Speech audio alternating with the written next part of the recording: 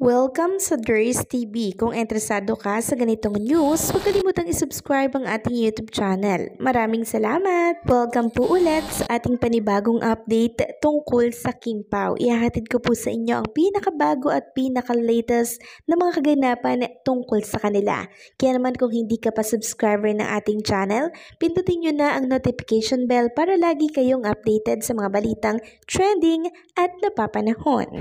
So ayan, welcome back again sa ating YouTube channel mga ka-Kim-Pao, and for tonight's video nga pag-uusapan po natin ay tungkol sa mga importanteng kaganapan kina Kim and Paolo Avellino.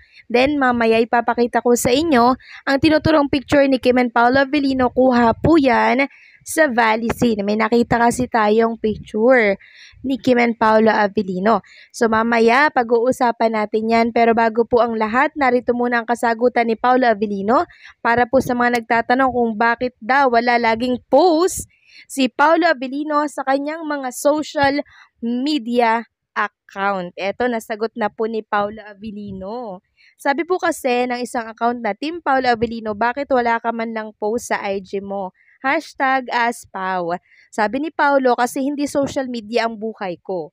So, ayan. Another, so palpal na naman sa mga lagi po naghahanap ng post ni Paolo Avellino na bakit lagi na lang si Paolo Avellino hindi nagpo-post? Kasi hindi po social media ang buhay niya. Gusto niya, pribado lang mga ka-Kim-Pao ang mga nangyayari po sa kanya. Lalo na syempre sa kanilang dalawa ni Chinita Princess. Next topic naman, pag-usapan natin mga ka-Kim-Pao, etong naging interview kay Kim and Paolo Avellino. No, yung may suot si Paolo Avellino ng color pink na yung color pink yung collar, tapos may burda, no? So ito po kasi yung sinabi ni Chinita Princess sa interview na yan, bakit daw lahat nagdi-disappear yung mga minamahal niya? Then ang sagot po ni Paolo Avellino, siguro daw hindi pa handa yung mga minahal na yun ni Chinita Princess, kaya daw po hindi nag-disappear. Sabi nga ng post ng isang Kim Pao fan dito sa X, credit sa'yo mula kay D, yung pinagtawanan ka ng friend mo dahil lahat ng minahal mo nawawala. Buti na lang nawala, kundi wala sanang Kim Pao ngayon. Pao, baka hindi pa talaga sila handa. Si Kim naman nagsabi, dapat mag-boy scout sila para laging handa. So, ang witty talaga ni Chinita Princess daw, no? Kahit si Kim po ay seryoso yung usapan, nagagawa niya pa rin pong magpatawa. Nakakatuwa naman si Kim. Hindi talaga siya boring kasama. Sabi nga po nila, no dull moment. Super bubbly kasama ni Chinita Princess. Kaya nagustuhan din po siya ni Paolo Avellino. Actually, mga ka-Kim-Pao, kung ako din yung tatanungin, nagpapasalamat ako na nawala silang lahat kay Chinita Princess. Alam niyo kung bakit? Kasi hindi po deserve ng isang Kim Chu na mabaliwala ng mga lalaking yun. And syempre, hindi po nila deserve ang isang Chinita Princess. Dahil si Kim, sobrang mapagmahal niya, sobrang maalaga. Kung mapupunta lang siya sa mga lalaking iniwan siya, abay, kawawa naman si Kim, di ba? Walang hustisya. Kaya si Paolo po ang dumating sa kanyang buhay. Sana si Paolo na talaga yung first and last si Chinita Princess na talaga namang ihaharap po siya sa altar. Handa kaming mga Kim Pao fans mag-antay kung kailan man yan, Paolo. Basta, alam naman namin, 'di ba, na it takes time. Pero ang gusto namin, yung siguradong may plano kay Chinita Princess. Kasi love na love namin si Kim. And syempre, mga Kim Pao, si Kim po kasi, hindi yan nagtitiis pag may red flag na siyang nakita sa isang lalaki. Hindi niya patatagalin yung relationship, di ba?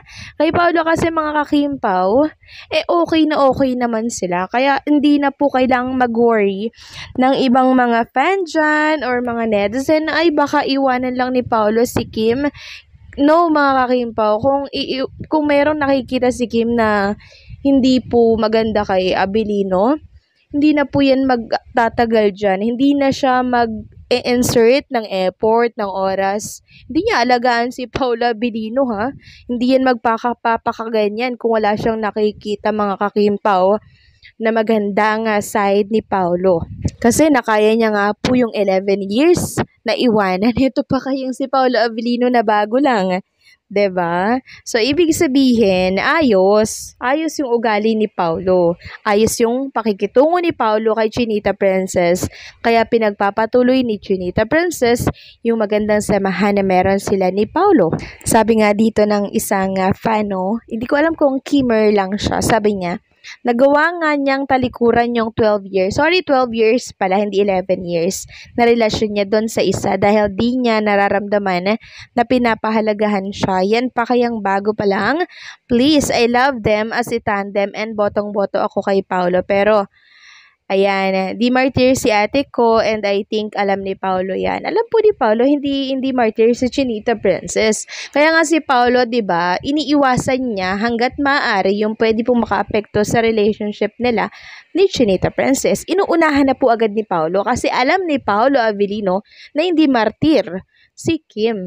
Kaya sa mga nag-worry dyan kay Chinita Princess at Paulo Avellino, wala tayong dapat ipag-worry kay Paulo dahil alam na alam po ni Chinita Princess kung kailan siya titigil at kung kailan siya magpapatuloy. Next topic naman, pag-usapan natin mga kakimpaw, itong post ni Jem Esteron Caringal, credit sa post Masisa.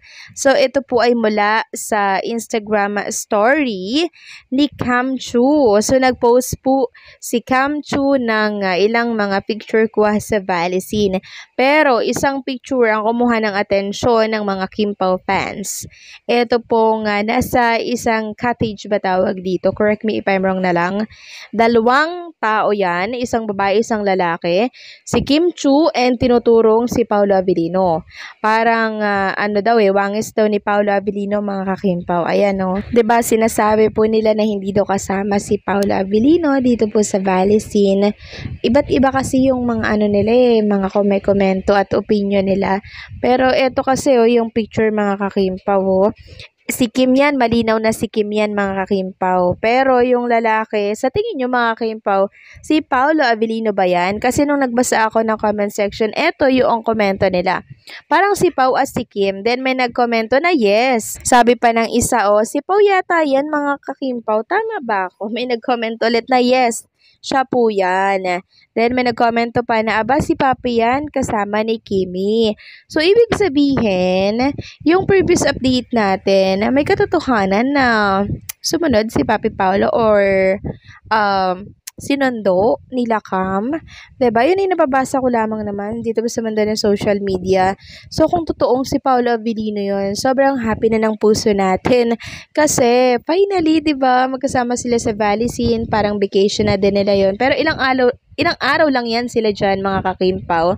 Then, balik na sila dito sa Manila para naman i-celebrate ang birthday ni Chinita Princess. So, malapit na mga kakimpaw and I'm so excited po sa inihandang pa-surprise ni Paulo for Kim. So, ano po ang say nyo dito mga kakimpaw sa update natin? Sa tingin nyo po ba si Paulo Avellino yung kasama ni Chinita Princess sa isang cottage?